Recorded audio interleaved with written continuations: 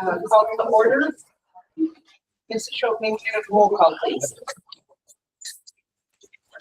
Yes.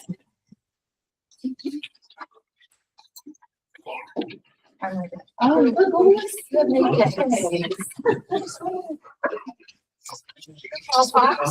Here. Tom Hankins. Here. Amy Levy. Here. That's okay, Bryce and I love sharing. Megan Miller. We should. Brian Nichols. Joanne Rue. Here. Tia Johnson. Present. All members are present, except Brian Nichols and Megan Miller. Thank you, Mrs. Schultz. May I get an approval of tonight's agenda? So moved. Second. Motion by Carol Fox, seconded by Tom Hankins. Any discussion? Hearing none, all in favor? Aye. Any opposed? Motion carries unanimously. Thank you. The purpose of tonight's meeting is to provide the board insight as to the various components of the current administrative hearing and expulsion process and provide perspective as to alternative mechanisms that may be utilized by districts around the state. This workshop is information sharing rather than advising or strategy as to future processes. The district administration and district's legal counsel will meet with the board in the future to determine if there are adjustments to these processes or questions with regard to certain facts or circumstances. Tonight, I have an outline for the process that we're going to do because we have different legal groups here. First, I'll start with a set of questions for the administrative hearing officers. 4 questions, and then I will open it to the board for questions. The independent hearing officer, almost the exact same questions, open it to the board. Questions for Scott McKesh with WASB, and then for our administrative team that are here and all of our principals who are here tonight. But before we begin, we just go around the room and everybody briefly introduce yourself, your name, and your capacity that you're here tonight. I'm Tia Johnson. I am the school board president. I'm Carol Fox. I'm on the board. Tom Hankins, clerk treasurer. Amy Levy, board member.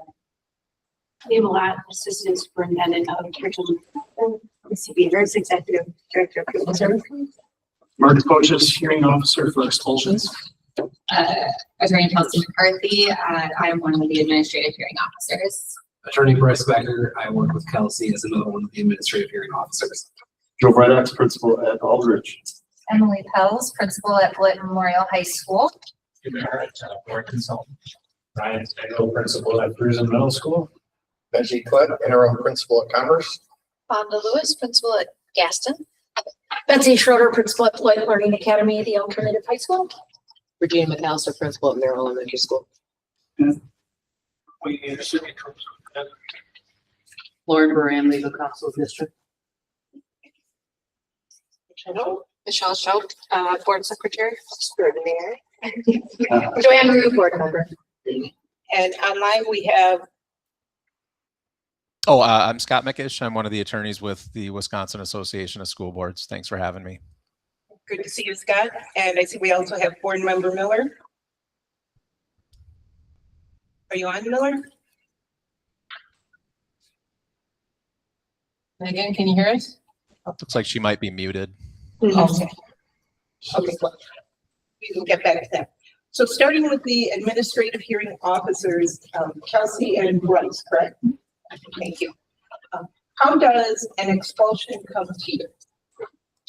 So we get referrals for administrative hearing directly from the school administration. So either a principal or one of the assistant principals will send us a request for a hearing with just some basic facts, and then we'll schedule an administrative hearing during that suspension period. Bryce, would you like to add anything? No, that's correct. That's correct. Okay, He has his name right, so. okay.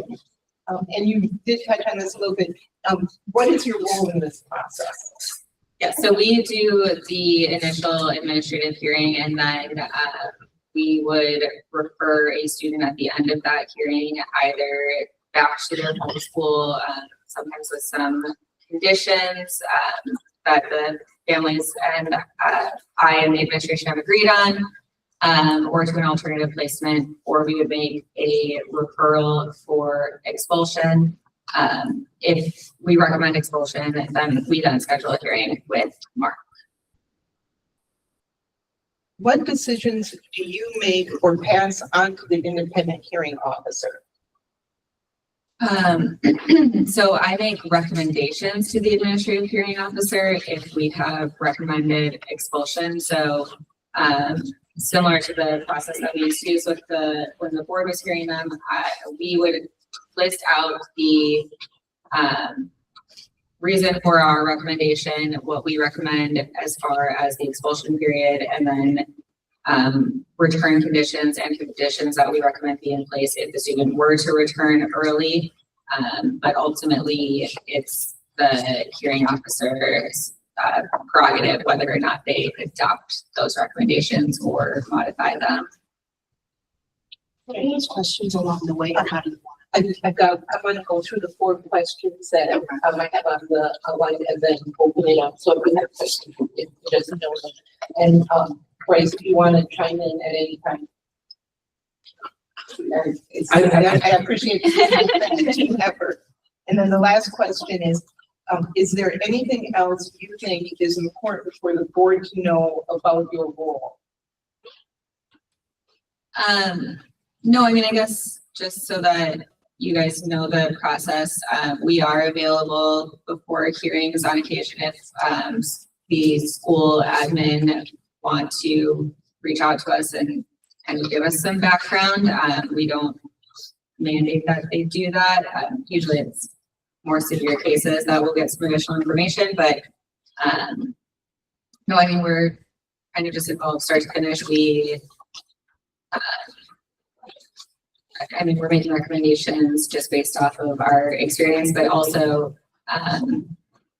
so that you guys know some of the reason that we make the recommendations that we make is based off of things like family willingness to participate in our process, to be open to alternate solutions. Sometimes it's tone or it's particularly depending on the age of the student when they come in. Some are more willing to adopt changes than others. Sometimes students, even for a less severe infraction, will tell us they're not sorry and they're going to do it again. And so I know that looking at the questions, some of the questions are why are there sometimes different outcomes for different students? So kind of skipping ahead to that, sometimes that's the reason is that they will tell us, we're not sorry, I won't be adopting any changes. I don't want to take your resources. I'm going to continue to engage in this behavior. So that's the sorts of things that we're considering. Thank you. Board members. Mrs. Lee?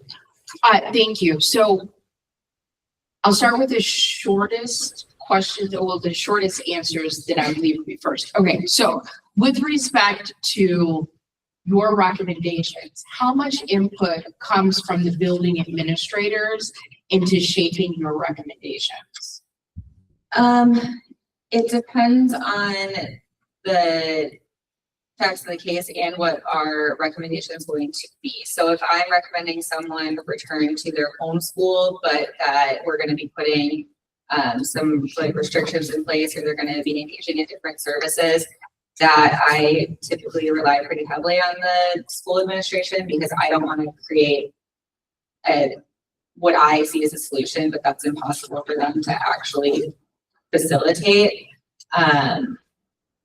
As far as an alternative placement or a recommendation for expulsion, typically those conditions are our choice, and we don't necessarily bounce ideas off of them. On occasion, administrators would have specific requests for things like return conditions if they come back, that they not violate certain codes of conduct, and I often will adopt those types of requests. But typically school administrators are not coming to me with a list of their return conditions that they'd like to see. Okay, and for the administration, like, are you comfortable with that? Because it sounds like you have a lot of influence on if a student is going to be placed back in their home school, and you have some input on early reinstatement conditions. Do you feel like your level of input is appropriate?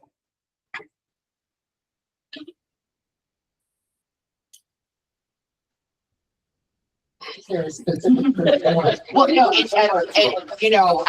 you're running the meeting, but if you have feedback, that would be helpful to me. I personally, I do in my experiences, I feel like it's an appropriate level of input from me and then from Bryce and Kelsey. And, like they were saying too, once we get into the hearing, a lot kind of can depend on the direction that it goes. Is the student remorseful, or are they apologetic, or are they more along the lines of not being apologetic? Can we predict that the behavior will then reoccur? But yes, I believe my input is at the appropriate level. Does anyone feel, yeah, I was just gonna say that I would say 90 to 95% of the time, if I am requesting an administrative hearing, I'm also requesting expulsion as the recommendation. And if during the administrative hearing process, the conversation starts to lean towards a different recommendation coming out of that process, then yes, I am included in giving feedback on, what kind of conditions should or should not be put in place, or if we should be, if a alternative placement is appropriate in lieu of an expulsion, those types of things. okay. So I guess my question building off of that is that kind of universal? Like if an administrator is recommending an administrative hearing, it's because the intended outcome is expulsion. And if yes, is there another layer that's kind of like a final chance agreement? Like this is serious. This needs to be addressed. I don't necessarily believe you as the administrator that this needs to end in expulsion. Is there another avenue? So 2 questions. 1, does everyone else kind of feel the way Ms. Peltz? If I'm requesting an administrative hearing, my recommendation is that this ends in expulsion. And is there another tier or pathway other than that? For elementary, I'm going to say no, because we don't have another pathway. There's no other place for us to go. So I don't have an alternative placement or setting or any place to send a student that's violently aggressive. So I have to take him to a hearing. And I have to say 90-95% of the time, like I try to recommend, like I might recommend something else, and Bryce and Kelsey might be like, no, we're going for expulsion because of the student doesn't have any empathy, says they're not changing and they're not sorry. But I don't have any other place to take a child, and I'm probably at the hearings more than anybody, and I don't know what else to say because I don't have a place to take them. And I hear that, and absent an alternative right now, do elementary at the elementary or the middle school or even high school, do you have last chance agreements? I have a safety plan, so I do start with like a student safety and support plan, and that was something that Missy kind of created and provided to us.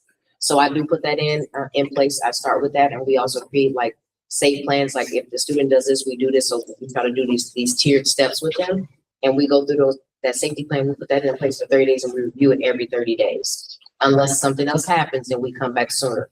Okay, so does everyone have something similar to that?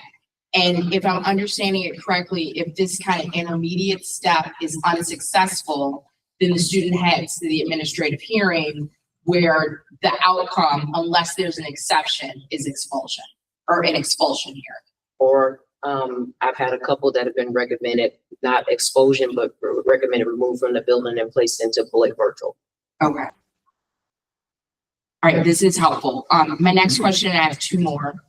Can I answer to that? Please. Yeah. So Yeah. the last chance agreement, we call it a behavior contract. And unless it's like a single event that's just heinous and egregious where everything's blown out of the water, you know, they're going through the MLSS process, right? They're starting with tier 2 behavior interventions, there's small groups, counselors. There's a venue of these things that can be applied to MLSS and the SIT team, right? Behavior contract being one of them that ends if we feel, I mean, the whole reason we're taking them, they go through all that is I don't know what else to try. We've tried everything. The behavior's not changing. You leave us, this is the final option for us. I feel like probably everybody feels that way with those that happen over a certain number of referrals, 15, 20, something like that. I'm going to put a pin in that, because that's my next question after this one. So thank you for that context.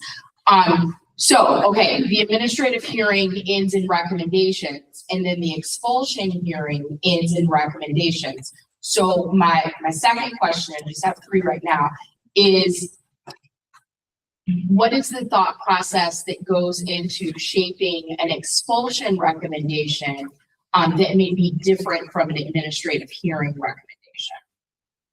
I mean, Mr. Grimm, because he would be coming up with those. So I'm wondering, when the board sees an expulsion recommendation and it is different from an administrative hearing recommendation, kind of what is the thought process or the input that you're looking for to craft those recommendations? I would say that there hasn't been too many deviations in my experience. If anything, I may have recommended a lengthier expulsion period. I almost never have decreased, from based off of the administrative recommendations. But what factors would I consider? I mean, all the same factors that we've heard thus far would be the remorsefulness, perhaps, of the child and the parent. The conduct in question, whether it was a one-off incident or was it a pattern of behavior that does not show any reason to believe that it would be systemic. So those are factors we consider. Thank you for that. Are there specific questions or types of questions that you ask the student and family if they are present to kind of get at, okay, we're here because there's a problem? Like, what else is going on besides what's in this packet? Like, what other context can you provide to me so that we are really addressing the need? And it may still end in expulsion. And the reason I ask is because I'm hoping that there's valuable insights that you can get from that child and that family that could hopefully benefit them, but also benefit other children and families that we serve. So is there like a specific set of questions when they're present that you kind of ask to get at, okay, beyond all of the paper, like what brought us here? Generally, I give them carte blanche to ask questions of any witnesses. They're given plenty of opportunities to testify on their own behalf. Generally, probably more allowance than I would do for in any other legal context. Try to solicit as much feedback. A lot of people, let's give you an example, a lot of them will just choose not to say anything. So specifically, do you do any probing, or is it the floor is yours? You can ask us any questions you want. But the floor, yeah, I would say that I give them the floor is yours. Occasionally I will try to solicit certain questions or try to get additional context. But it's just been my experience that in a lot of these cases, sometimes they'll bring something written, but a lot of times they're just not willing to provide a whole lot of additional information, for perhaps with concern about additional consequences. Nonetheless, they're given plenty of opportunities and try to give them a safe environment to make those statements. Thank you. And then my final question for now. If I can just give you some context too. So at the independent hearing officer, those hearings are slightly more formal. The hearings that we run are very informal. We run them more like a conversation. And so there are sometimes opportunities for us to get more information, and that information often does shape what our recommendations for return conditions are. So sometimes we'll specifically include counseling or counseling plus some other programming based on our conversation. So long as the family shows up and is willing to participate in the conversation, often we can get information about, if something's changed in their household, or if they've tried counseling before and it didn't work, and what are the other options. Sometimes they'll tell us what they've done, but they're not willing to explore other options. But I feel like we probably get more of that background information than would necessarily be presented at a formal hearing. No, that's helpful. And then my last question on this section is really for the administrators in the room. And the reason I ask is that sometimes we get expulsion information and it's like page after page after page of like poor decisions. And so my question is kind of, what is the tipping point from your perspective? Because I don't think any of our students come to school like, I want to have a terrible day. I want to wreck as much stuff as possible.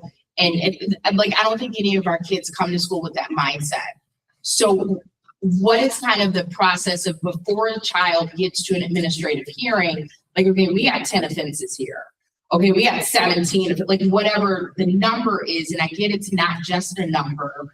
But sometimes when I'm looking at expulsion packets, I'm like, why in the world has this been going on for 2 years and we're just seeing this?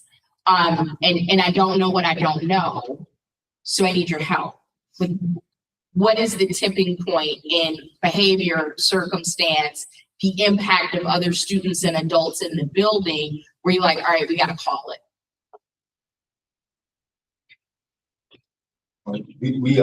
We kind of have a number. There's a couple different criteria, but an objective concrete one would be the number of 200 level referrals. So in code, of course, there's 4 different levels. 200 would be a little more serious than 100, less than 300 and 400. So 200 is a good marking point for us. The other side of it is slightly arbitrary because I can't pick a number that gives me 70 expulsions, right? I have to have a number that kind of fits what's going on at the school. So for us, that's been in 10, 200 level referrals. And that's just one way to trigger a behavior contract. Oh, I shouldn't chew gum on. Yeah, it's the cinnamon. Right. So, there's that, and that's worked well. But they're in probably a tier 2 behavior intervention much earlier than that. I mean, if 10 is what triggers the behavior contract, that's more at the end of the MLSS process. So they're in SIG, right? Tier 1 meetings are happening amongst the grade level teams to talk about how to reach kids that are struggling and what they can do together in class. That's all tier 1. Tier 2 goes to the MLSS team. We make suggestions to the grade team. The behavior intervention applied for the whole semester. Academic lab, there are small groups. There are a lot of different things we can apply as tier 2. But the objective number for us is 10, 200. And then, all that can be adjusted if there's a big nasty fight or something, Yeah. Does that reset every year or like Yes. cumulative? Yeah, right. Okay. Yes. No. If a kid was on a behavior, we had a thing where if a kid was in alternative school and coming back or on a behavior contract, we dip it to 7 200s for those guys. Okay. Do other folks, and then I'm ready to yield the floor back because I'm sure other people of course have things that are different. I would just say, in addition to what Joe has said, because we follow the same typical practices. I don't know if we have all the numbers down exact as much as Joe has, but going through the whole MLSS process, making sure that we've done documented interventions at a variety of levels, helps us gauge whether or not we should be requesting an administrative hearing at any point in time. But also our experience with the process helps level set us as to what we can expect an outcome to be And so if something is happening or happens that, you know, we could take it to a hearing, we could recommend expulsion, but it's not likely either to end it in expulsion, or if it does go to the expulsion level, it's still likely to come back. We'll keep trying our interventions because we've had those experiences before. So I would say that in addition to the MLSS process, weighs into some of our decisions, as well as a lot of times we're working with students with disabilities. So there's separate processes that we have to go through when we're working with students with disabilities. You know, the manifestation determination process, sometimes, you know, results in not being able to move forward with a hearing. So there's a lot of, I feel like, compounding factors that weigh into all of it. I'll just add to, you know, I've been at Cruising for a year and a half, and Joe and I talk quite often. So we try to level set all the time. Our buildings are pretty similar right now, I would say. And we have the same sort of typical levels as far as what will trigger a behavior contract. And right now that's like 10, 200 level referrals. And then beyond that, that's kind of like our building level, you know, last chance agreement where you're on countdown now. If you get up to, you know, 3, 4, 5 more, we're talking to parents every time, like, okay, next one, very, very likely that I'm going to have to take you to a hearing. And of course, like we've been saying too, if you get up into the 300 levels, that's a higher behavior significance. So those numbers are much lower. So if you get in 2 kind of significant fights, but definitely by the 3rd one. If you get in 2 scuffles, definitely by the 3rd or 4th one. But if you get in one or two, one giant, big, nasty fight, that could trigger a hearing just by itself. So it's all Usually injuries. injuries. Right. So that's all taken into consideration, and context always matters once you get up into the 300s. But I always try to have those conversations with parents and kids in advance so that that's on their radar, and that tends to send a message. And then once we get to that point, it's kind of like, we've been telling you this is coming, and now we're here. So I think we start the messaging like in August when we have our back to school night. And Yeah. we meet with the 6th grade families. And we're saying referrals matter. We're starting that messaging from the get-go. You know, the numbers I talk about, you know, referrals have an end. It's not infinite things here, guys. You know, so they're always aware of the expectations. Teachers tell them those things. We're always trying to help too, support, but I'm saying that you gotta know. And I just want to end with a compliment because I have been on the board long enough to review those expulsion packets that were incomplete, that were just, I didn't even know what we were looking at. And those have changed dramatically. They're complete, they're thorough, and that's really helpful for us. So thank you all for that. I just have some like, who are you questions. So are you employed by this, like, are you part of a firm first? Yes. Yes, so Bryce and I both work for Dowland Law. Started out, our kind of main office is in Janesville. We've got an office just downtown in Beloit. And then we just opened last year a little satellite office in Sudbury and Madison. So And you're employed by the district to do this then? yeah, so we are contracted by the district to be administrative hearing officers. And so you're attorneys, right? Correct. Okay, and so like, is there something like special training or things that you do to become you? As far as like this kind of stuff goes. Yeah, no, so I took over for another attorney from our office, and so I kind of trained with him and learned the process. It kind of changes year by year. I think it was last summer, we sat down with the school admin and talked about kind of process and what that looks like. Just kind of individually, and for my education, I do like continuing education on some of the school law so that I know what needs to be included in my referrals for expulsion and notices. But as far as like specific training, there's nothing that, like, no boxes that I have to check for certain hours. I do that so that I'm able to give good recommendations. Thanks. Carol Frost. And I don't know if some of this might come later. It's more piggybacking on what Amy we were just talking about with the building principals. A little concerned about what triggers some of these other interventions like suspension. And I don't know if you have a way, especially the elementary, to do in-school suspensions, or how you use the special services people. And I'm asking some of those questions because we've seen things in some of these board packets, and some of them are old, so maybe history, and maybe things have changed.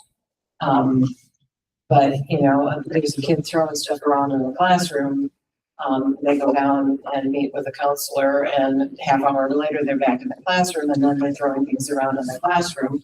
And so I'm just wondering if we have good processes in place for what triggers certain things, suspensions, prior to where you're winding up going to an expulsion.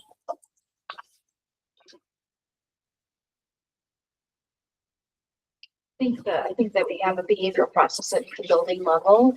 I think a lot of it results, at least in the elementary, from my experience, thinking about safety for students and for adults. And it is very hard to do an in-school suspension with the elementary kids because many of them can't sit for a long period of time. Sometimes with the upper elementary, we can do that, but it's pretty rare. But I think safety is kind of usually the factor of whether or not the student is going to be suspended or not. I think that's what you're asking. Yeah, it's just that and again, some of them are older, so I don't know. I got a sense in a previous conversation that people felt like they couldn't suspend or go to expulsion hearings. But it's like, there's been time after time when it looks like pretty serious things are happening, and yet there is no suspension. So I'm just wondering if we have our processes clear enough for, what should be triggering a suspension. We use in-school suspension quite often at the high school, but we also have a designated person to oversee those processes. So while we rely on our student services people to provide interventions to students who are in-school suspension, we have a whole separate person to help us manage in-school suspensions. One of the things I will say we run into issues with is if a student should be out of school suspended, but we can't get a hold of a parent or anything like that, then we have to keep them in school until the end of the day, and then their suspension wouldn't start till the next day. We have a lot of that. Also, I thought you asked what triggers suspension. The code of conduct, gives us a guide for all the 1, 2, 3, 400 levels. Like 400 level, I don't have much choice. They're out 5 days. Definitely going to get arrested going to hearing. So from that kind of prescriptive approach to more gray area, 200, it's a less egregious 200 or a more egregious or progressive discipline. It's 7 for, you treat a kid with 8 referrals different than on a 9th than a kid with 2 on a 3rd, right? And so all those kind of factors come into play, but, I'm certain the optics, I can't speak for elementary, but what are the optics of out of school suspending a kindergartner? You asked if it's supported. I don't know. What are the optics out there? Do you guys love that idea? I mean, what options do they have, right? So there's maybe not so much someone telling you don't do this, but just the optics. But I can't speak for elementary. I wanted to add to that. So I want to speak to what in-school suspension looks like for elementary schools. So we don't have a designated spot for in-school suspension. That means going to another classroom. So it may look different in each of the elementary schools depending upon the sections that they have. So I'm gonna speak for Merrill. So I have one section of kinder, one section of 1, 2, 3, and 5, and 2 sections of 4. So if I have let's pick a grade, first grader, we're gonna put them in school suspension because of whatever happened. That involves me putting them into another classroom, which is really just put them in a safe space and they're quiet with their computer or whatever work the teacher's given them. Because I don't have another section, they can't go into another classroom and get instruction during that time. They're just sitting in the back of a classroom, really just being provided a safe space. Because a lot of times you can't get in touch with parents because parents are working, or like I said, if you decided with the in-school suspension option, it's just put them in a safe space in the building. But we don't have a designated in-school suspension room. You're going to another classroom. And it's the same for any of the grade in the building, in my building.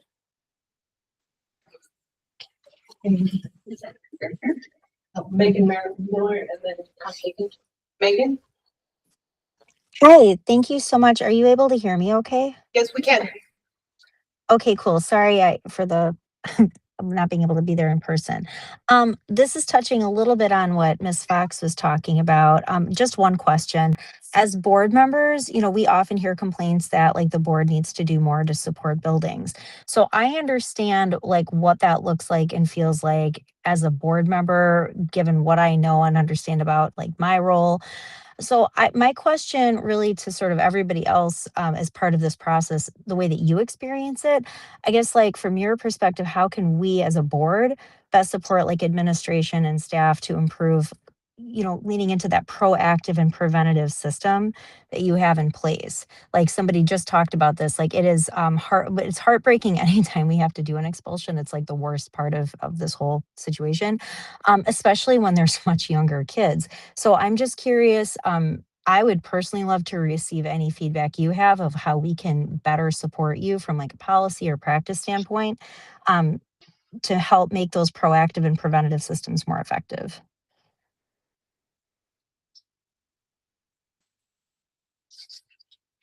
If none of you have any suggestions now, you can certainly think on it and get back to us.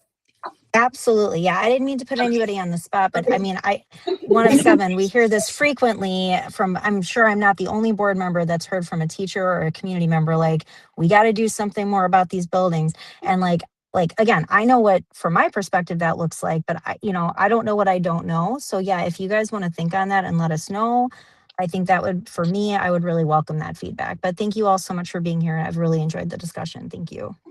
I mean, I'm going to bring up one thing that I think is important for board members to be realized or not realized, but the number of expulsions that we are processing in this past year are probably a lot more than you're used to seeing. A lot more at the elementary. I mean, we have limited options. We are trying to create options for next year. But I think going through the process, I think now most of the buildings realize that if they have a child that they have tried everything they know of to curb the negative behavior and it hasn't worked, they are now at least, I think, more comfortable with bringing that student to an administrative hearing and they're up to expulsion. So, I mean, people like to say, well, you should reduce the number of expulsions. Well, in a way, having more expulsions means that at least buildings are recognizing that this is an option that they have when they've exhausted their options. And just to piggyback off of that, speaking of options, I do believe we've had conversations just about the limited alternative opportunities that our students have. BLA exists as an alternative high school, but I know at the elementary and the middle school levels, those are definitely limited. Yes, my question is on the process and trying to understand now, building administrators, they make a referral or no, they get together and go to Kelsey Bryce, we team up and then you guys make a recommendation to Mark and Mark makes a recommendation to me. To me, it seems a little overlap. Is it a check and balance? Is it a duplicity somewhere along the line? Could it be more streamlined? I mean, is it a check and balance? I understand that. You know, it's good to have all eyes on it, but it seems a little bit redundant to me just looking at it. Then comes the board, then we hash it. So I get it. Want to give every student an opportunity, but in this process, is there some streamlining that could happen? I mean, part of this is the size of your district, all right? When I was in Mount Orem, I probably did in 17 years, 200 expulsions. It didn't follow this process. What it followed is that the building principal would consult when they reached a certain level, we would talk. If we thought it needed to go to expulsion, then I prepared all the paperwork that needed to go out to meet the law. We then held the meeting in front of the board. So then I would present the information to the board of why we were bringing a child to expulsion. The student and their parent or their attorney would then make their case. The board would listen to it. They would dismiss us. You would meet with your attorney, make a decision, and then that decision was then communicated. So it was much more streamlined, but you have to realize, if you take on the process to listen to all the expulsions, that is, I think one of the reasons you went back, this is extremely time consuming. I mean, the normal expulsion hearing, I would say easily lasted, if it was quick, 2 hours, but it could be 2 to 4 hours for an expulsion hearing. So if you have, and remember, that's going right, that's not a hearing expulsion. That's, we talk, it goes to expulsion. So I mean, everything that went to a hearing officer would go right to the board for decision. You're talking about, you would have to dedicate several more days every week to meetings. I think that's probably one of the reasons you went the route you did. That's one. Do you have any other questions? Well, I understand that, brought into we're a bigger school district. My question is, I guess it's between Kelsey and Bryce to Mark. That connection. Yeah, so I guess to clarify it, because I think that particularly that you've been on the board and were on the board when we were doing some of the hearings to the board. So the kind of difference here is Mark stepping in sort of in that role of the board. Partly the number of expulsions that we've been doing in recent years has increased a lot. And so getting the board together and finding a time that we could also be present to do those hearings was challenging. But in those hearings with Mark, I serve in the same role there as I did with the board. So the school admin brings referrals to me. I have those kind of initial conversations and try to serve in my opinion, kind of as like a neutral. If I'm not in the school, I haven't had to, I guess, deal with and address the day-to-day behavior. So I get to come in with fresh eyes. And then if I am recommending expulsion, I then am stepping in on behalf of the district. It doesn't require the superintendent or any of the other administrators to be present. I step in for in the role of the district. I prosecute those expulsions to Mark or to the hearing officer, which then gets sent to you all for review. So I think just to, I've been a judge, I've been a judge for 18 years, but to kind of put it in that context, what we're dealing with is due process. We have the cops, prosecutors, judge, court of appeals. That's the easiest way to kind of describe it. I understand that. Any other? Really quickly, what you're describing was not my experience when we were hearing the expulsions directly versus getting the recommendations through the IHO. Does anyone have the numbers about how many expulsions we did when we were hearing them ourselves versus just this year, how many expulsions we've done? Because it wasn't my experience that it ballooned or skyrocketed in any way. You see, you are typing at your computer. What do you want? Administrative hearings? Do you want? The expulsions. And Because we wouldn't be, even if we didn't have an IHO, the board doesn't sit in on administrative hearings. No, and to be So just clear, expulsion. yeah, and I do think we have those numbers, although I don't know if I finished the report from last year, but I do calculate all of those numbers. I don't think that it has anything to do, I don't think an increase in expulsions has anything to do with board versus IHO. I just think there has been an increase both in requests for hearings and referrals for expulsion. No, that's not what I'm saying, like there, whether or not who's hearing who's hearing the hearing doesn't impact how many hearings there are. It's just not, it wasn't my experience that the board, when we heard the expulsion hearings, that there was one set of numbers, and that now that we have an IHO, that has dramatically increased, but those are being pulled, so I can.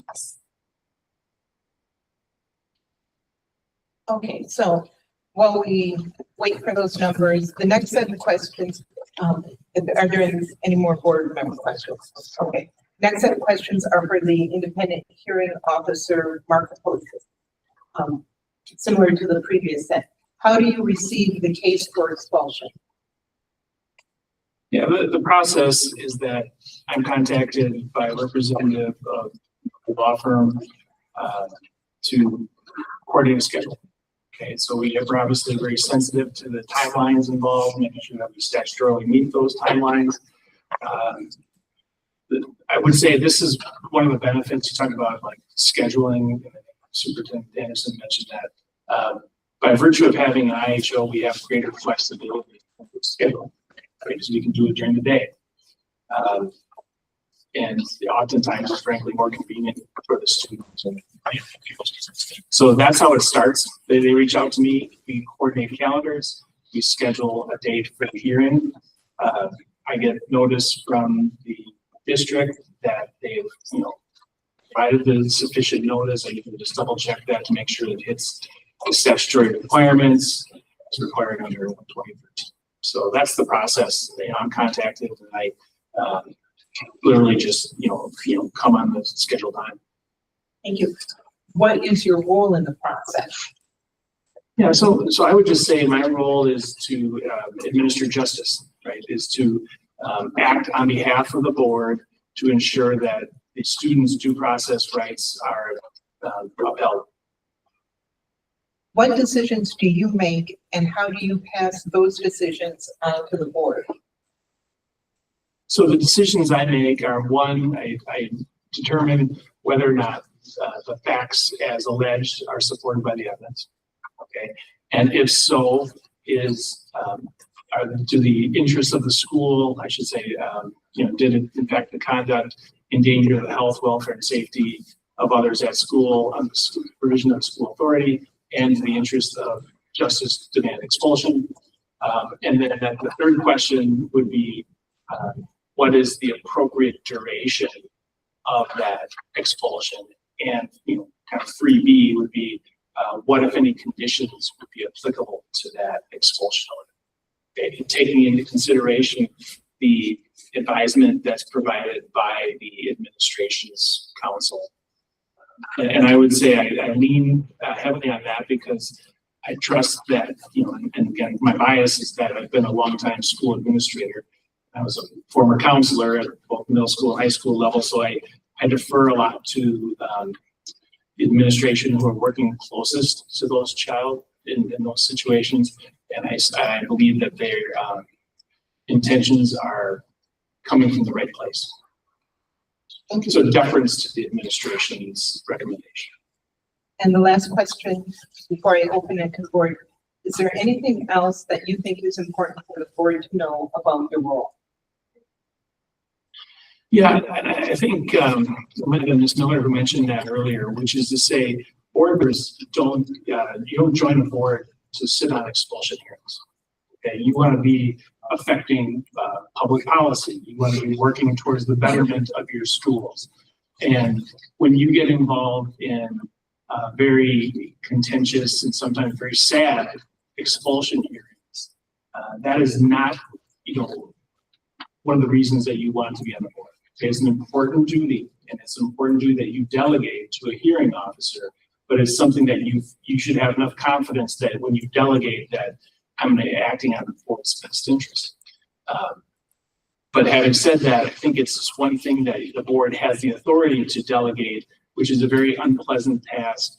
And then I want to just kind of point this out too. And I've done it all. I've sat with the board in expulsions. I've done prosecutions. When you do have an expulsion hearing, they can be adversarial. And sometimes administrators feel like they're put on the hot seat by questions that are asked from the board. And so they second guess themselves, and it kind of erodes that relationship between the board and administration. And that's just something I've observed over 20 years of doing this, that sometimes, administrators often will then become apprehensive about bringing forward an expulsion because they don't want to take the abuse from, what they consider to be the Court of Appeals in this case. So just my observations, and obviously any of the other attorneys who've been around a while can chime in as well. Megan Miller? Thank you so much. Just since you brought up my name, I'll just weigh in a little bit. I really appreciate all of that perspective that you shared because you certainly do have an extensive background here. I will just say from my lived experience as a board member, while it's no easier. I mean, regardless of whether it's through an IHO or hearing it on our own, it's a worst case scenario, right, for students. I don't want to say enjoyed, because it's not enjoyable when you're making such a hefty decision about a child's future and access to education. But I preferred when the board was hearing expulsions because it gave me a sense of respect and understanding for all parties involved.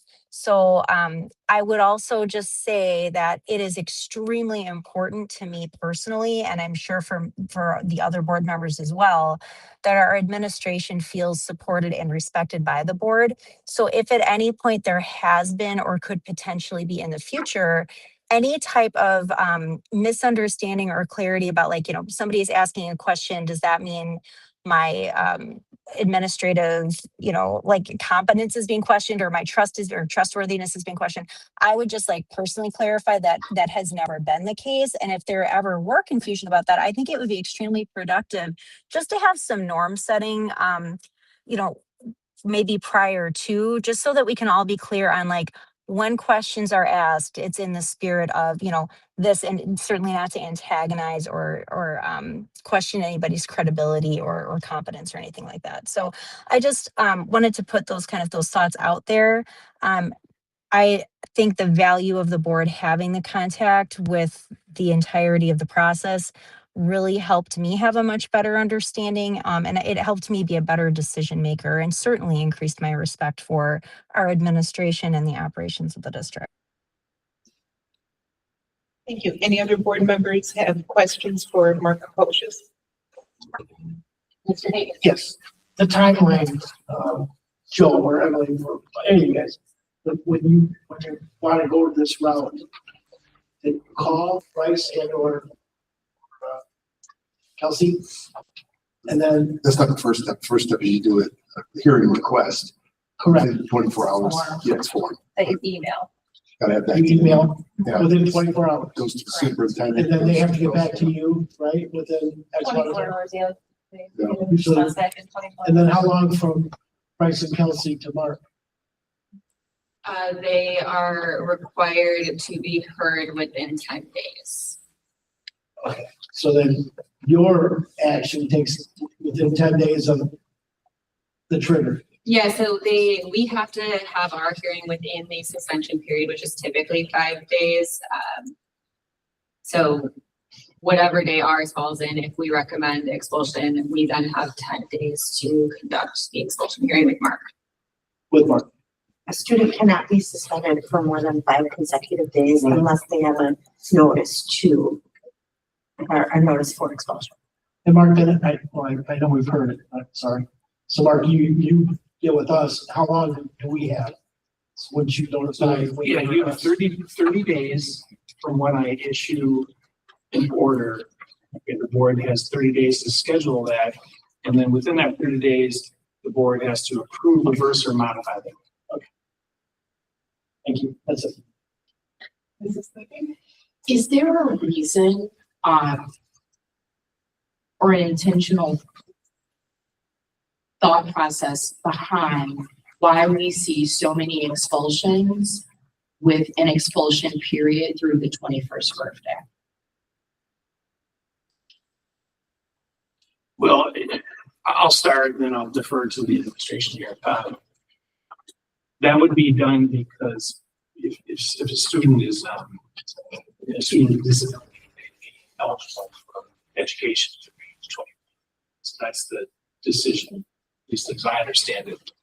But their access to educational opportunities and the expulsion period are two totally different things. So whether or not the expulsion period was for one day or through their 21st birthday, that we all know that students have access to educational opportunities through their 21st birthday. So my specific question again is when we look at expulsion recommendations, almost exclusively, depending on the situation, it's through the 21st birthday. And I'm just wondering, like, what type of intentional thought goes into arriving at that so often? I mean, I can tell you that the reason that I typically include that in my recommendation is because I also put early return conditions and give students the opportunity to essentially earn their way back into an in-person school setting. And if they come back and are not able to maintain those behaviors that allow them to come back, they can then be removed from the school again without having to wait for another 300 or 400 level offense. If they cannot follow the return conditions when they return, they are then able to be, their expulsion is reinstated without further hearing for the remainder of the time that they're in school. So when I'm making that recommendation, I consider both allowing the student an opportunity to earn their way back and a safeguard for the school and for the school administration, so that they do not have to wait and do another expulsion process. And the district is not obligated to provide any educational services to themselves. We choose under reentry, but if you expel somebody, the district is under no obligation after that, if the child's been expelled, provide any educational opportunity at all. Even special ed? Special ed, but then it does go through expulsion. If it usually goes through the manifestation, and then it goes through maybe a potential change of placement. But for a regular ed student, it's not special ed, there is no legal responsibility to provide any educational opportunities once they've been expelled. The only other thing I was gonna add, and Betsy helped me here, because we talked about this a lot, the 21st, but like, so you expel somebody for 2 years and their orders expire. There's no obligation to go out and get any counseling or anything like that. They come back as a student. If you expel somebody through 21 with early return to come back in 2 years, the early return, you must do this to be eligible to return after those 2 years. So that was a little bit of leverage too for us to encourage the families to get the support for the students that they, or the school to wrap up. So a few things. One, this is new information to me. I didn't think that expulsion washed our hands of our obligation to educate students, regular education students. That is really disappointing. I'll put a pen in that. Thank you for leading us in that direction, Ms. Beavers, because I guess my more specific question, and this can be a both and, is the thought process behind expelling a student through their 21st birthday, the two that I can think of, but there may be more categories. Please educate me if that's the case. One, to provide that monitoring that you just brought up, or two, to make it easier for the district that we don't have to go through the expulsion process. If there continues to be an issue, we can be done. So are there more categories that I'm not thinking of? Is it one or the other or a combination? Well, most of the time when the student comes back, that's where you have the early reentry. In other words, the recommendation might be they're expelled until 21, but they can re-enter, at a given time, maybe at the beginning of next school year, if they meet the conditions set forth in the agreement. If they do, then the person comes back, but the order usually also says that if they violate then those provisions, that the original order of expulsion automatically kicks in. No, I understand that. And so my question is the rationale behind that mainly because we will have this monitoring ability, or two, because it makes it easier for the district if the student has challenges upon reentry, a combination, or is there some reason for this that I'm not thinking of? I think it's both of those, and also it gives the family and the student a metric of these are the things that at least when I'm making a recommendation, these are the things that I believe need to happen in order for you to successfully return to school and to be successful in an in-person environment. It allows when they then want to come back, there's a clear list of expectations that they need to have met in order to return to in-person learning. And we always recommend if the student is reinstated early, they follow XYZ conditions. Often we recommend things like continuing in counseling or following mental health requirements. Often we'll recommend things where there are incidents where there are potential criminal charges that they continue to comply with probation, which I think both encourages the family to continue receiving those services rather than saying, I did the minimum that I needed to do to come back, now I'm good and I'm done. And there's no enforcement mechanism that the school would have to make them continue those services. So when I'm making those recommendations, I'm considering how can we get you back in school and have you be successful and everyone is safe and back in school, what can I do to support the student and the school with continuing to be successful once you're back. No, that's helpful. For President Johnson, I also want to discuss adjusting the expulsion period, but I don't know if this is the right time to have that conversation. I can't read lips. That's okay. Board President Johnson, do you want to? At subsequent meeting. Oh, okay. Thank you. Any other questions for Mark Otis? Okay, the next set of questions is for Scott Mankesh from WASB. Scott, can you hear me okay? Yes, can you hear me okay? Yes, I can. Thank you. All right, thanks. Thank you for being here today. Absolutely. First question is, having heard the process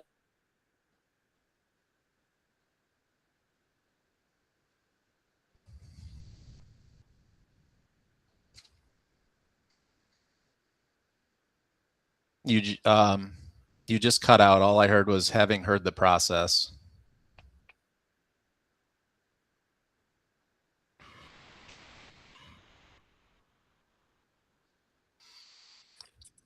Hey Scott, sometimes when they're in the boardroom, there's some kind of like weird sound issue. Okay. So I'm just gonna go back on mute, but just to let you know, I don't think they like hung up on you or anything. All right. Yeah, I heard the first few words of the question. It's always a fun time with the technology. Yes, absolutely.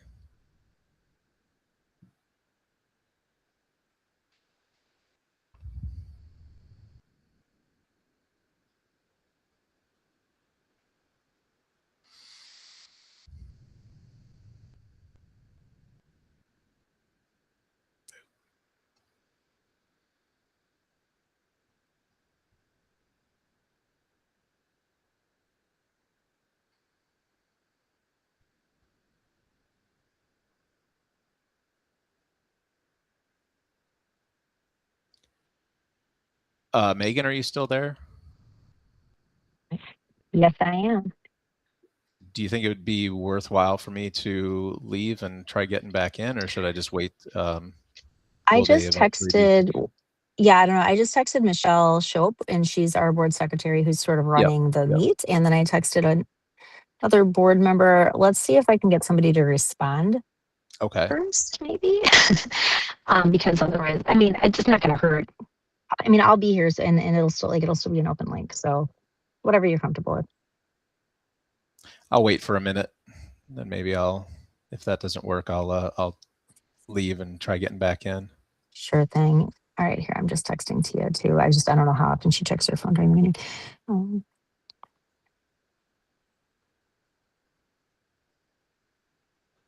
Okay. All right. We'll see what they say. I'll let you know if or when I hear anything. Okay, thank you.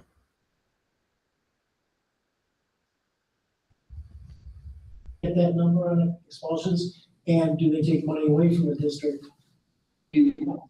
Well, If the student is, I mean, if we go for enrollment, if the student was, a regular student was enrolled and they were given the opportunity to come back and that failed and then they no longer became a student, then you couldn't count that student anymore in your number.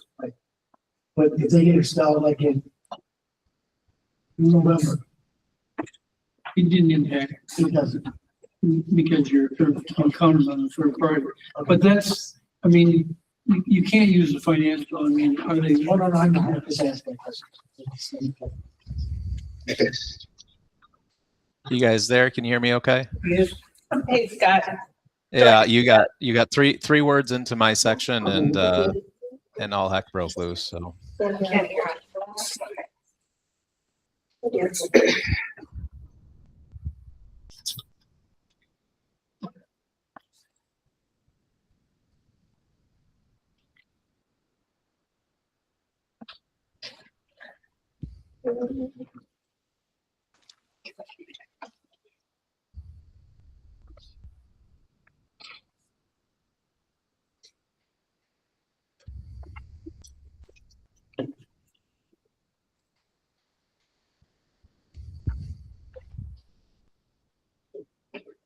Try again.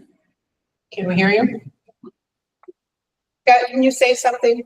oh sure, I can hear you guys fine. Can you hear me? Okay.